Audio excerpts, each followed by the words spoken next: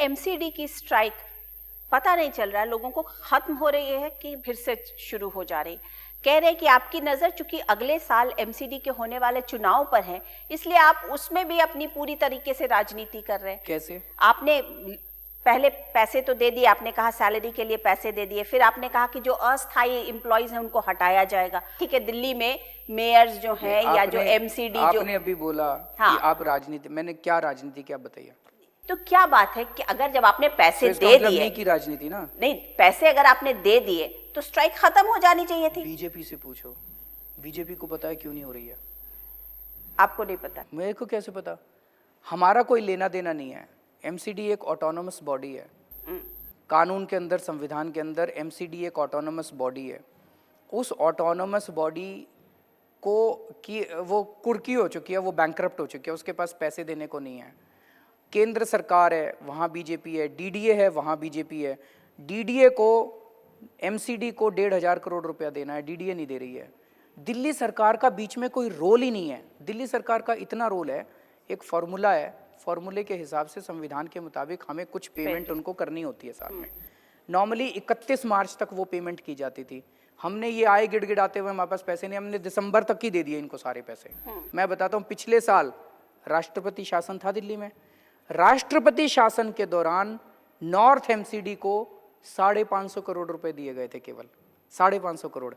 हमने 890 करोड़ दे दिए ऑलरेडी, 340 करोड़ रुपए हमने ज्यादा दे दिए।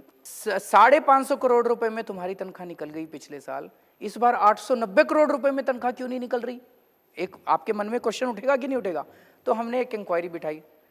एमसीडी एक्ट के अंदर हमारी पावर है दिल्ली सरकार की उनके अकाउंट्स चेक करने की, ऑडिट करने की। हमने अकाउंट्स चेक करने के लिए अपने डिविजनल कमिश्नर को भेजा, उन्होंने भगा दिया उसको। कहते हैं तुमको अकाउंट्स नहीं दिखाते। क्यों नहीं दिखाते अकाउंट्स? इसमें मतलब दाल में कुछ काला है। डिविजनल कमिश्नर को, दिल्ली सरकार के डिविजनल कमिश्नर को एमसीडी वाले अकाउंट दिखाने को तैयार नहीं है, जबकि हमारी पावर है। इसका मतलब दाल में और क्या, पैसे दे दो बस। तो गड़बड़ चल रही है बहुत ज्यादा। लेकिन आपको जब आप दिल्ली की राजनीति में आए केजरीवाल जी, उस वक्त डीडीए किसके अंडर में है, दिल्ली पुलिस किसके अंडर में है, एमसीडी का क्या हाल है, सारी चीजें आपको पता तो थी। आपको ये पता थी कि किस तरीके से दिल्ली सरकार जो है वो केंद्र के तहत ही काम करती है। तो आपको उस समय ये सारी लड़ाई लड़ लेनी चाहिए थी, फिर सरकार में आना चाहिए था, क्योंकि अल्टीमेटली खामियाजा कौन उठाएगा? खामियाजा तो अरविंद केजरीवाल या उनकी सरकार ही उठाएगी। लड़ाई तो जीतने के बाद ही लड़ी जाएगी ना भाई। दिल्ली को पूर्ण राज्य का दर्जा तो जीतने के बाद ही दिलवाएंगे ना, अभी संघर्ष करके अब ये मान लिया जाए कि 4 साल इसी तरीके से और लड़ाई होती रहेगी, क्योंकि आपकी जो मांगे हैं वो तो दिल्ली मोदी सरकार मानने वाली नहीं है। आप एक बार उनका भी इंटरव्यू कीजिए ना, उनसे पूछिए भाई क्यों नहीं मान रहे। भाई केजरीवाल कुछ गलत कह रहा है, कुछ गलत मांग रहा है। उन्होंने पैरामिलिट्री फोर्स भेज के मेरी एंटी करप्शन ब्रांच पे कब्जा कर लिया। मैं कोई पाकिस्तान हूँ क्या? मेरे ऊपर फौज भेज दी। 40 साल से वो एंटी करप्शन ब्रांच दिल्ली सरकार के अंडर थी। 40। इस बार क्या हो गया? इस बार एंटी करप्शन ब्रांच 1 साल के अंदर संविधान बदल गया। एक बात बताइए, जब शीला दीक्षित की सरकार थी और यही सारी प्रॉब्लम्स थी, उस टाइम सेंटर में केंद्र में उनकी सरकार थी, तो उस समय आप तमाम आरोप लगाते थे, इसी तरीके के आरोप तब भी लगाते थे, आज भी लगा रहे। उस समय की जो बात थी वही बात आज भी रह गई।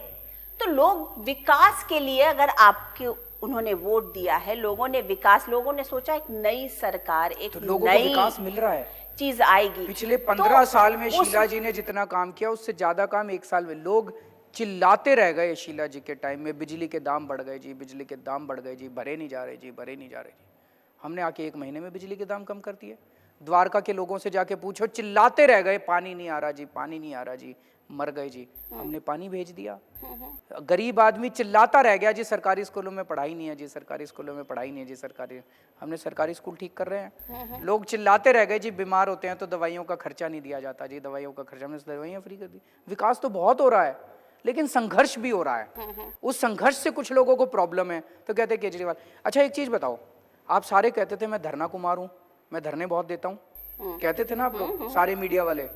अब ये बीजेपी वाले रोज मेरे घर के बाहर बैठे रहते हैं सारा दिन, रोज। मैं तो सोच रहा हूँ 2 टेंट लगवा दूंगा कल, एक के ऊपर लिख दूंगा कांग्रेस, एक के ऊपर लिख दूंगा बीजेपी, वहाँ चाय वाय का इंतजाम कर दूंगा। रोज आते हैं बेचारे, धूप में दुखी होते हैं। इनको क्यों नहीं कहते आप लोग धरना कुमार? आपने इनको तो धरना वरना नहीं कहा, इनको तो नहीं कहा धरना पार्टी हो गई बीजेपी, इनको तो नहीं कहा धरना पार्टी हो गई कांग्रेस। अगर उनको भी कहा जाएगा, कब कहोगे? क्यों? कितने धरने और करेंगे तब कहोगे आप, बताओ? कभी तो कहो आप। नहीं, मीडिया नहीं, मीडिया बायस नहीं, मीडिया कोई बायस नहीं है। मीडिया कोई बायस नहीं है। अरविंद केजरीवाल, धरना कुमार कहता है, अरविंद केजरीवाल को मीडिया ने जितना सपोर्ट किया, वो मीडिया, ये अरविंद बहुत शुक्रिया, मीडिया के ऊपर अरविंद केजरीवाल ये आरोप नहीं लगा सकते हैं, बिल्कुल नहीं लगा सकते। आपके सारे सपोर्ट का बहुत बहुत शुक्रिया, पर मैं केवल इतना कह रहा हूँ, मैं धरना करता हूँ, आप मुझे धरना, उनको भी बोलो, कभी कभी बोला करो। चलिए हम पंजाब की बात कर, बार बार यही सवाल आ रहा है कि पंजाब की राजनीति में क्या अरविंद केजरीवाल जिस तरीके से कोशिश कर रहे हैं अपनी पैठ बनाने की, आम आदमी पार्टी, क्या वहां के चेहरे अरविंद केजरीवाल हो सकते हैं? ये सारे उनको भूत नज़र आते हैं रात को, लेकिन पंजाब में मैं अभी गया था और बहुत ज़बरदस्त, पंजाब के अंदर लोगों को एक ही उम्मीद नज़र आ रही है, कांग्रेस और बीजेपी दोनों, कांग्रेस और अकाली दोनों मिले हुए हैं। जैसे कैप्टन अमरिंदर सिंह की मजीठिया साहब से बहुत दोस्ती है, मजीठिया साहब के ऊपर ड्रग्स का पूरा जो पंजाब के अंदर ड्रग्स का धंधा चल रहा है, आरोप लगता है कि वो उसके पीछे हैं। तो अगर कल को कांग्रेस भी आ जाती है तो लोगों को लग रहा है ये ड्रग्स तो एज इट इज़ रहेंगे, बदलने वाला नहीं है। केवल आम आदमी पार्टी है जो ड्रग्स का धंधा करने वालों को जेल भेज सकती है, ड्रग्स का रैकेट बंद कर सकती है, जो लोग बच्चे ड्रग्स के अंदर आ गए उनका रिहैबिलिटेशन कर सकती है। पंजाब को दोबारा सबसे विकसित शहर राज्य होता था अपने देश का, पंजाब को दोबारा तो विकसित।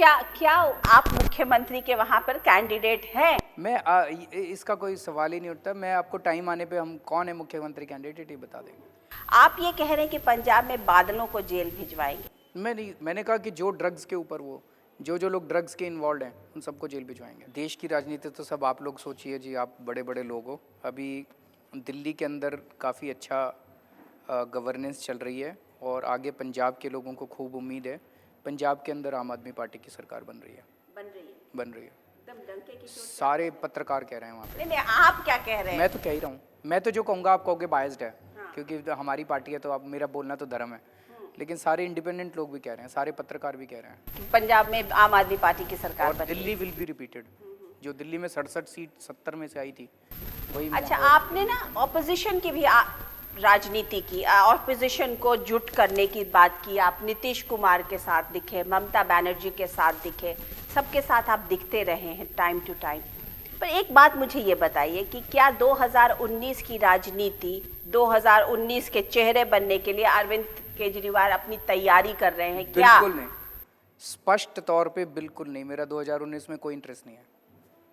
2019 के कोई इंटरेस्ट नहीं है। आम चुनाव में आप कोई इंटरेस्ट नहीं? कोई इंटरेस्ट नहीं है। मतलब जो जिस तरह से जो हो सकता है चुनाव वगैरह लड़ेंगे, पर जो आप कह रहे हो कि चेहरा बनने की, ऐसा कुछ नहीं है। कोई कोलिशन होने वाला नहीं है, कोई ऐसी बात नहीं चल रही है।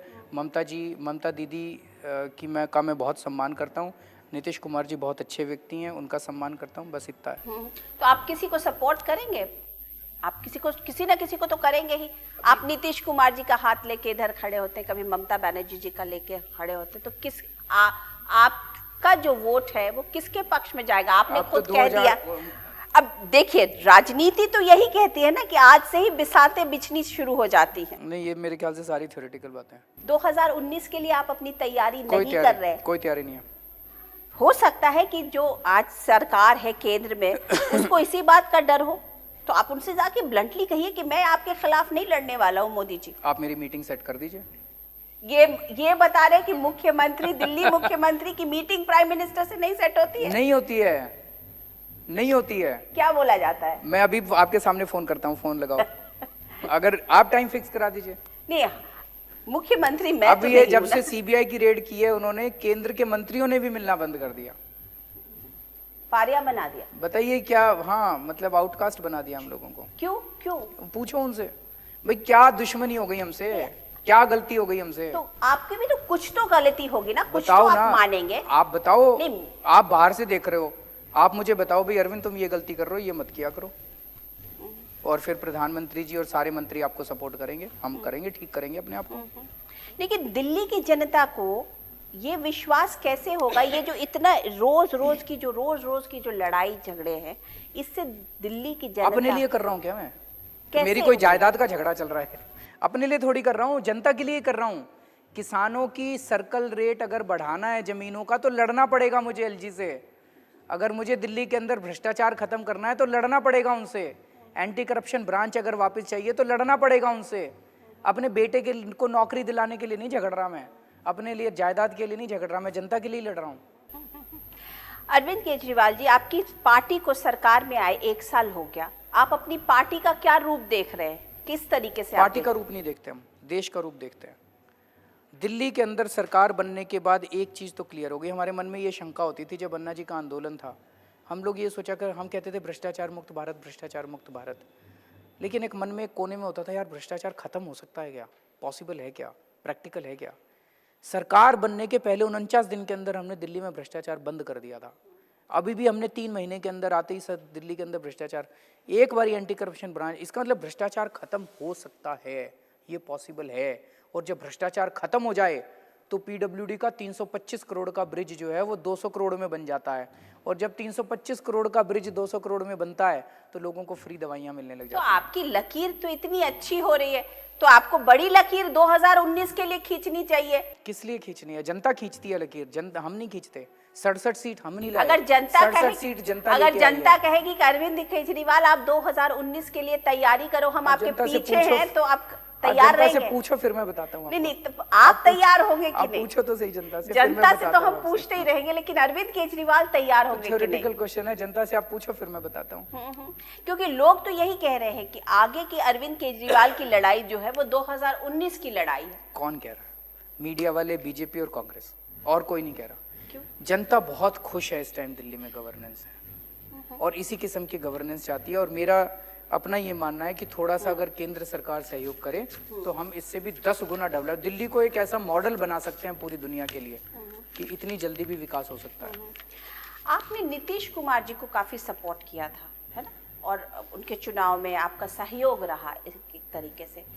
आपको क्या लगता है नीतीश कुमार जी की परफॉर्मेंस को आप किस तरीके से देख रहे हैं? सडनली बातें आने लगी हैं कि वहां पर फिर से कहीं ना कहीं जंगल राज तो नहीं कायम होने लगा है। वो मुझे लगता है थोड़ा एग्जैजरेटेड है, अभी तो 2-3 महीने हुए हैं, तो उनको थोड़ा टाइम दीजिए काम करने के लिए। कितना टाइम आप देना चाहेंगे नीतीश कुमार जी को? मोदी जी को आपने कितना टाइम दिया? मोदी जी को तो देश ने 5 साल का टाइम दिया है। 5 साल उन्हें भी दीजिए फिर। तो आप भी आप पर्सनली नीतीश कुमार को 5 साल तक टाइम देना चाहते हैं? बिल्कुल, 5 साल जनता ने दिया उनको।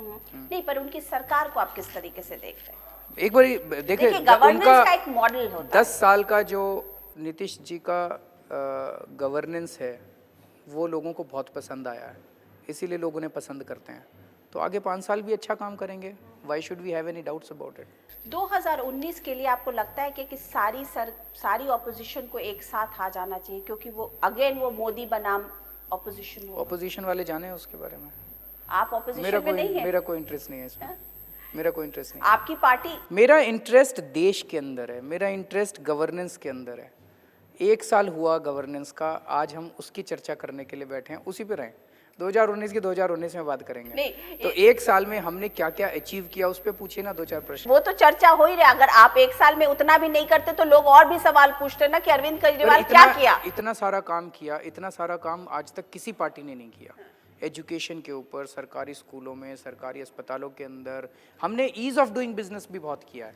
हमने जितने पुराने कानून थे, जितनी पुरानी प्रोसीजर्स थे, लाइसेंसेस थे, उनके अंदर हमने बहुत सिंप्लीफिकेशन किया है। जैसे अब इनकम सर्टिफिकेट है, इनकम सर्टिफिकेट लेने के लिए पहले आपको जाना पड़ता था, चक्कर लगाने पड़ते थे, एसडीएम के दफ्तर जाना पड़ता था, वो वेरिफिकेशन के लिए आते थे, उनको रिश्वत देनी पड़ती थी। अब आपको ऐसा कुछ करने की जरूरत नहीं है, वेबसाइट पर जाइए, आप अपनी इनकम खुद ही डिक्लेयर कीजिए, सेल्फ डिक्लेरेशन, हम वो आप मान लेंगे कल को। लेकिन अगर गड़बड़ मिली तो फिर आपको सज़ा मिलेगी।